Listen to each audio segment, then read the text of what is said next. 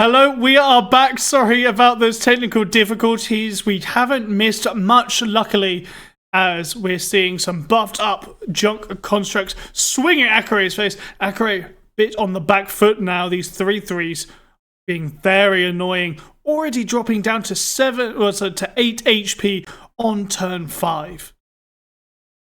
Yeah, that's a lot of pressure that we were able to put up early. But now we have the second temple, no stick, no answer to it actually, so that can be very, very valuable here. And can actually become the stabilization, because in the end, second temple discounting the cards, giving us a lot of draw as well. It's something that is definitely capable of doing. And yeah, because we don't see the Akari hand yet, but it doesn't really matter, because in the end, it's gonna get shuffled in with the second temple and then shuffled back and next turn. Quite a, yes, you do kill and place your best, but it's quite funny, like, early bird is meant to target your hand, and Akare just goes, oh, I'll take a new hand then, I don't really care.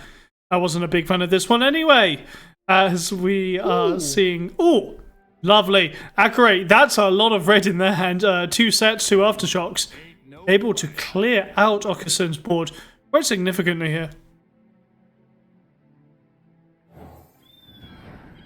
Not that it's like, something that I definitely mention is this expert topic, right? That we are now able to destroy the Sunken Temple because Akari doesn't have any Notify in hand. But of course, Okusan doesn't know that, so he might be thinking, as discounted deny as well can be an answer to that though. Very true, but I feel like you just have to pull the trigger anyway, otherwise what's the point of running the Explorers? Sure, it could be this or a Combat Cook, but you've already got a decently strong board. I feel like you just jam the destruction of the temple anyway. Yeah, definitely. And this attack feels so weird, because are you gonna attack and into Junk Construct or something? But we decided to not go for destroying temple. Interesting. Yeah, issue is now that Set can pick off one of the combat cooks quite easily. And it's not great. Obviously, he won't be falling, because if he goes for the Fisherwhack option, I assume it's Fisherwhack, yes, he will be left with 1 HP and a barrier from his passive.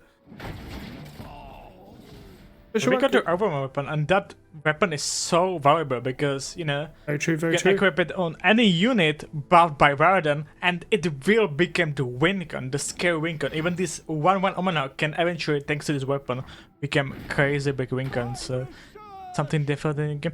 And yeah, maybe a little bit surprised. It's just me not playing, and trying to decide the landmark, but it makes sense. It's just like 2 notifies, there's something nice. Something that, you can be scared of. Really good pull for Akare. Good draws. Oh my days. The 9 lives putting in so much work here. Actually, a catch is an excellent pull. Woo! It gets the 3-1 Fisherwhack transferable. Wow. That could be game deciding just from that random portal into random generation here. Akare, immediately on the back foot, has a lot of cheap discounted cards. 9 lives coming in, 2 additional blockers. Oh, back against the wall now. Especially like if Akare taps out, right? Like we can punish it so much with this catch. Like what a hit! You don't even have to play this one. You can just eventually surprise your opponent. And we can maybe see palm now from Akare being played into catch on the weapon on our junk construct. This is crazy. What a hit. Days. If palm has to be used here on the 4-5, I feel. There's no way on earth Akare is playing a round catch. If he is, his brain is inconceivably large. Here we go. Concussive Palm going down, taking to 1 mana. Does Okusun buff up the junk construct? It does make it a bit risky. I think you put it on the 3-3, to be honest, to guarantee a rogue high note can't kill it. Yeah, definitely. I would put it on 3-3 and push 5 extra damage. So we're gonna push on 2 HP only. What a hit! 1 mana deal 5 basically. That's something that is pretty good. It's pretty damn good. I will agree with you on that. What's great as well for Okusun is that the Omen Hawk is still alive, which means your Glacial Saurian will get the draw off, which can be incredibly valuable approaching this turn 10. So you can maybe buff the core creatures and kill the unit if you're. I was considering that, but I was thinking, how much value does 9 lives actually bring? Liminal Guardian actually bring. We'll see now what Orkerson believes. Just grabbing that fish whack. Wow, that's risky. That is incredibly risky for someone who has a Sunken Temple on board. I'm very surprised by that. Especially when the set is also 1 HP. It's just you save the unit, right? That's, I guess, the point of this. But I do agree with you that the risk is maybe too big for that. But it works out, right? So we save the junk construct. Even though, to be honest, like that's the thing. Of course, always with jungle stack, it's like, do you want him to live or do you want him to die? Right? Do you not want to cycle the portals here? Yeah, I can see. Yeah. So Orkerson, having quite a dominant board presence right now, is also going to take out. Oh no, can't take out the Sunken Temple right now. But planning on it next turn will stop that upflow discounts. Updraft discounts even. But we can of course get the Notify. Healing is very, very valuable. Portal? Pokemon's not a worst thing? Not great. We won't see any progression for that. But then again, Orkerson is very wide. If you chose to keep Temple open, it means Akare couldn't match you on units. Yeah, it's still like a big unit, right? So that's something that definitely sells it off, like just because of the big stats that it has. So.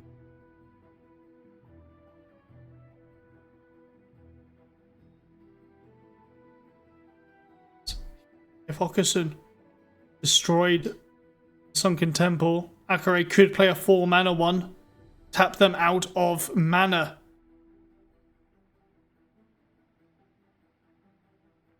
Set can't level this turn.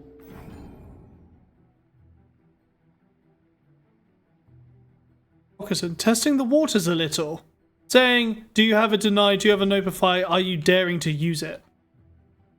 Yeah, but we can see that he doesn't have it. And you think about tag outing the 9 lives, might be definitely apply as well. Even though we have another one in the hand, so maybe it's not that good. Not amazing. It would also make the units a bit clunky because you'd have to use 2 spells to summon 3 units instead of filling your board with just a single 9 lives.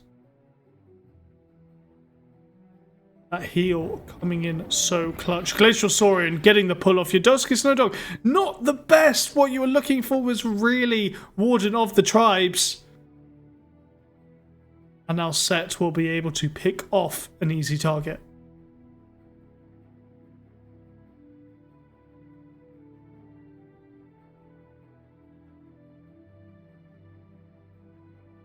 And now just waiting on bated breath for what Akare can throw out. Are we going for a palm? Okay, that makes sense. Keeping that palm in hand. A ton of sense. Now, Orkerson, the question is, next turn, do you dare to bury tonight and just try and call Akare's bluff? Yeah, like you can see that maybe he doesn't have deny because he didn't save the landmark, right? But that's like also top deck, right? It's still true, yes. Kind of scary, but you can maybe think about it definitely. They saved to Aftershock and like I don't know if I like this Aftershock. Yeah, it gives another part as well. You know, you get the weapon back, so you can just play it next round, right? I guess like this set levels. Okay, I guess set levels with this, be able to kill this Saurian. Okay, I guess it makes sense in the end. But now, big thing that we can equip the Challenger, right? And just like challenge and ping on the same time. And you know. Yes, I was thinking that is the dream. Unfortunately, Akare does have stuff like Palm, which Orkerson knows. Yeah, there's face up palm. Good point. There's face up palm as well. Yeah. So we know Akare has a palm in hand. It is showing to Orkerson. Orkerson really is needing to fish for an answer here. Maybe a conchologist try and find Burn from Bandle City. It is possible. stuff like the Electro Harpoon. Yeah, it's definitely possible. As well, like not having Raiden here is of course sad, right? That's something that would be the dream. But it's not it. It's not an easy spot to be in. It's not an easy spot to play. No, I'm not really sure. Akure, happy to just sit back and accept a pass from Okerson. No, Okerson clearing out the board a little. This is the turn 9, right? That's the thing, like, this is the turn 9, this is the turn before Karma, right? This is the turn that you should be doing the most work in, and that's something that we're trying to do with this Bird and Ice. Will it be Anna, though? That's a good question. So it's just Liminal Guardian, or Karma into Liminal Guardian even. Okay. Makes a lot of sense. Only able to push 2 damage here. Leaves Akure at 3 HP and a dream. Yeah, but we have Karma, we have Play Sobats, right? What do we need more, right? Like, we have so many good hits that we can hit. Also Karma and no spell, right? We have some healing in our deck, like, you know, it's fine. Divine Will, and that's a pretty good hit, especially on double with Karma. Doubled with Karma, discounted with Place Your Bets as well. Very expensive. And elusive, quite nice if it's not answered by Akure. That's a 0-mana Aftershock. And that's even more healing and a set coming through. Akure will have just found the turn 10 win it all play. The coins coming in, rechanting all the mana. Set soon to drop. So Stopper, you got to expect it's coming out very soon. No, just Rocket Barrage clearing away Okerson's board. Now Akure in total control with this Karma set, looking to take game 1. It's the turn 10, right? You're not able to kill me before turn 10, I'm just gonna take over. And that's something that it seems like it's currently happening. Okerson can still maybe fish for some burn, right? Because he has double pastry basically in hand with another Pythos. Then also have Concologist to maybe hit something, but this heal will be it making much harder, of course. As well, Akure is still able to coin into set this turn, so even if any threats comes up this turn, it's still not good enough for Okerson. And it seems like Akure is really taking over the game. Just not good enough, and no true words Another have catch. been spoken. Catch haunting the dreams of Okerson here.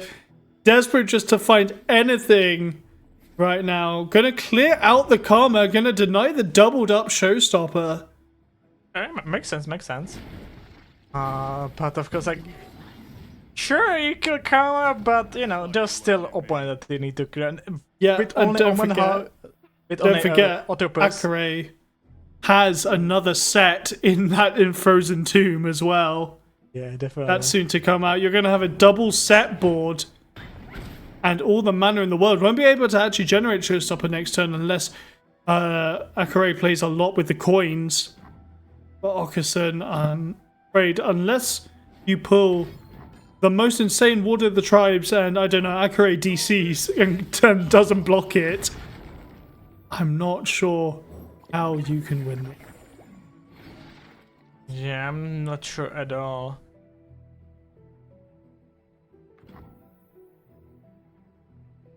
Complete dominance from Karma set this open. Have you seen it lose it today? I don't think we did. Like, I don't think we've seen a single Karma set loss today. It's always just, you know, being so close, but you know, that's the thingy about Karma set. It always looks so close, but in the end, it's not. And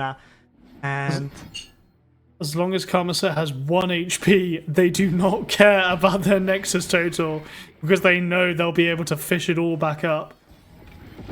we're right about it. Even better than if we draw, it's not Anna because we have the palm. Well, some draw. It's a both of the pretty players, good though. draw. Another heal. Oh, It doesn't matter. Smooth Mixologist is just too strong into this chip damage build that Okerson's running. Yeah, and like even with like the Mariam as well in the hand, we are even able to create under the Showstopper and just end the game. Even 2 showstoppers, right? Because why not? Because we have 2. Yeah, because why not? It's always fun to get slammed from the top ropes. Akare just playing with their food a little. Okason retaining mental by not surrendering, but I don't know how much good that would do for them.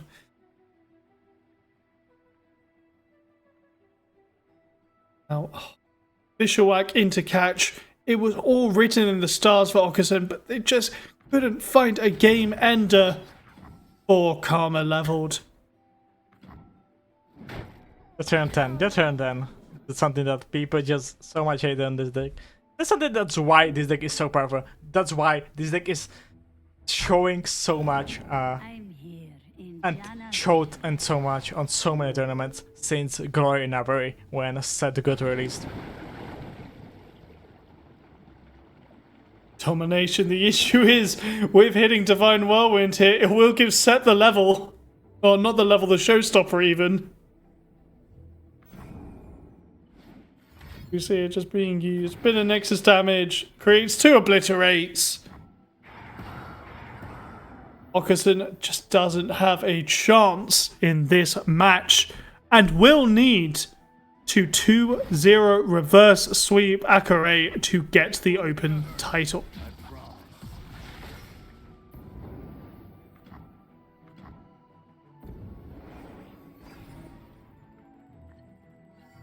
Oh, just to add insult to injury, the top deck warden of the tribes. And that is the surrender from Okason. It always happens. Always when you want some key card, it just always comes the second you lose, and it's just so depressing. But you know, 1-0 for Akari. Akari is 1 match away from becoming the Open Champion. All he needs is to win with his Volibear Ramp deck against Echelbank or the version that we just saw. And I think, for example, the Echelbank might be fine, even though sometimes it can happen that like you're gonna just get swarmed by so many units. But we're gonna start with the Varden matchup. Immediately Wild Mysticism and Winter's Touch in hand. Akari is very happy. Okason can't really push that much heavy damage early on. Threshold of the Grey also being able to field as an excellent Nora denier if Okason gets turn 2 and a Nora. Doesn't, but Okason has a lot of buffing units in hand, which could cause an issue to Akare's delayed game plan. We have to... Ooh, that's a big Nora. Good hit onto the Nora, yeah. The play into Snowdog now. It's buffing. I wouldn't be surprised if Okason plays Nora and it's immediately answered with Threshold of the Grey.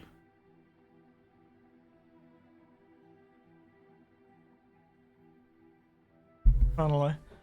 It's gonna be random between Yadoski, right, and Nora, because it's strongest, right? No, it's targeted. You choose which unit gets hit by Threshold of the Grey. You're thinking of the Death Grasp Cultist, the 4 mana unit that auto hits the strongest. Yes. So that's very good to be able to hit the Nora. Of course, still Yadoski's not giving the buff, but you know. You're fine with that. And you're gonna be able to ramp. And we see the Shu in the hand, right? So we're just waiting for the turn 8. Because Shu is usually gonna end the game. Because we're gonna kill the boat before Varden. And that's something very important to mention here. Because we're gonna be able to play Shu Wonders on turn 8. While Varden is, of course, on turn 9. Akare getting really good draws here. Just able to clean up Okason's board. That's a mighty big junk construct. But now the Snowdog also getting soul harvested. Okason, I don't think they really care, to be honest. They've got these junk constructs, they've got these portals going. And more importantly, 1 unit pushed out of eradication rate. Yeah. Another ramp as well. We're still gonna be able to play it on turn 8 though, so this ramp doesn't really change anything. But, you know, it can be, for example, draw eventually in the Very late true, game. very true. Right? Obviously, being a ramp deck, very happy to take damage early because they have healing in their deck. And the dominance of She Who Wanders coming available very, very soon. 2 turns away from that. Also, the flash freeze, just the duality of that card is very, very powerful. And now the buffed Warmother Skull on turn 6. That's crazy. An additional 2 draws from Volibear. Wow. Such a bulky unit, this Volley. Gonna swing in. Gotta assume Okerson will be blocking. Oh no, actually just transforming and trading up.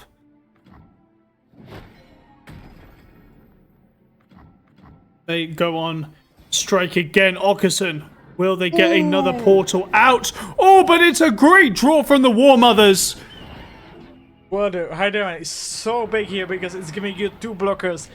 You're able to block so much damage, and now even 3 Sisters is not lethal, but we of course see the Harsh Winds as well, Flash Freeze in the hand. I'm worried about these double Wardens, to be honest, though. Because She Who Wanders doesn't really have an answer to that. I do agree with that, but we have the save. Harsh Winds, right? We have the Flash Freeze, so it's still gonna be very, very hard for Okerson to actually win the game.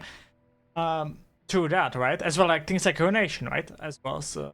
Yes. But remember, if Akare draws much more off of War Mothers and then chooses to Ruination, they only have a handful of units left in their deck. You're completely correct. That, yeah. This shop also gonna get obliterated as well, so it's turn 7 only still. That's very concerning though for Okerson. Another Volibear here. Oh, this isn't the turn you want to hit the portals because She Who Wanders comes down, stares at some tiny units and says, you don't get to exist anymore. Will we see defensive from Okerson in the form of Flash Freeze? Maybe a Fury of the North to push one of the units above 4 attack. Flash Freeze I don't think... because... if you buff, then you can get Flash Freeze for yourself, yes, right? you can. And then you're out of juice completely. So if you Flash Freeze now, you actually could do it as well. Something definitely worth mentioning. Oh, very true. Yes, you could hit the She Who Wanders with its own Flash Freeze and it will obliterate itself. Also, still, like, how do you win there? Like, this Reddit, it's pretty big, but this She is also big, this Volibear is also big, and then, like, as we can see, the Harsh Winds, Flash Freeze, the Vengeance. And the Vengeance top deck is absolutely massive for Akare. Able to answer the only unit that isn't getting destroyed. Okerson trying to come up with an answer right now on how the hell they can win this.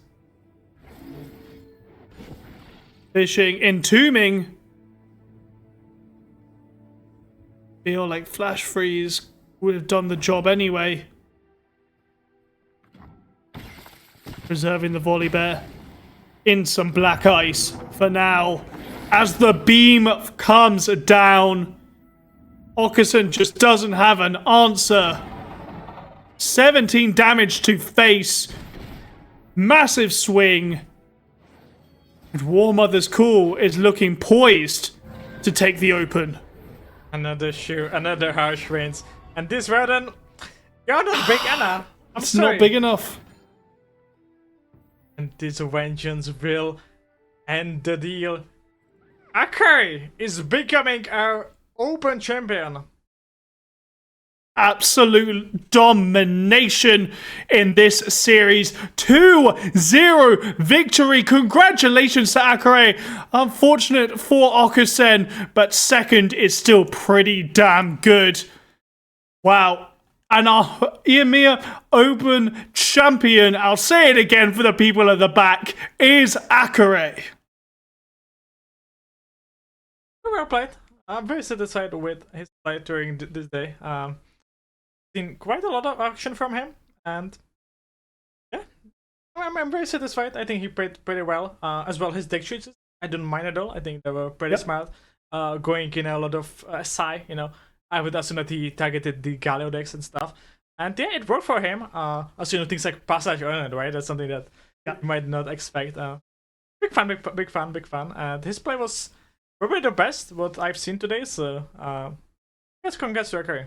Unfortunately, you weren't able to see an Ashley Blanc. I wasn't able to see a Timo Caitlin today, but we were able to see some absolutely great matches. I hope you've all enjoyed today. Thank you for tuning in. And as a thank you for everyone, me, Bayer, the people over at Aegis Esports, thank you for watching. Obviously, there is an EMEA there is an America's Open today coming out in a few hours, so stick around for that if you want to get some more competitive Legends of Runeterra into your veins before we take a bit of a bye-bye from competitive LoR for a while. But until then, until we see each other again, goodbye.